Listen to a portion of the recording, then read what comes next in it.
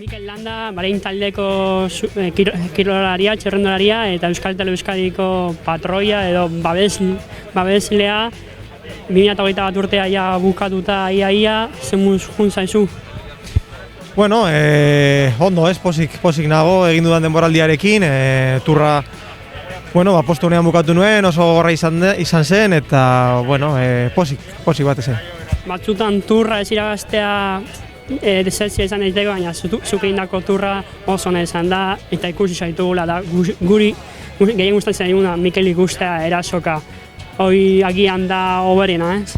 Bai, aldudan egin dut, azkenean zaila da ez turra bezalako lasterketa batean protagonista izatea, aurten Jumbori jarraitzarekin nahikoa geneukan eta lasterketa oso itxia izan da, baina hor egon gara, honenengatik nahiko hurbil, beraz, Bestalde batetik, Euskaltel, talde berria, agian iluizio egin indezakeguna guri eta segunen zuri bai berri bere PCT izatea, Protein izatea eta Euskaltel izen aukitzea zure arrastotik etorrita. Nola ikusi zu aurten?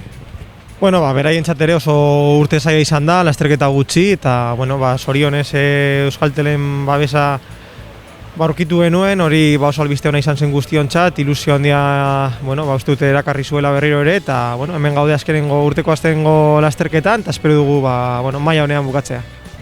2021 zaila izango da, ez dakigu nola jungoan kronometroarekin, nola ikuste duzu bai zure kirol arloan eta bai taldeari?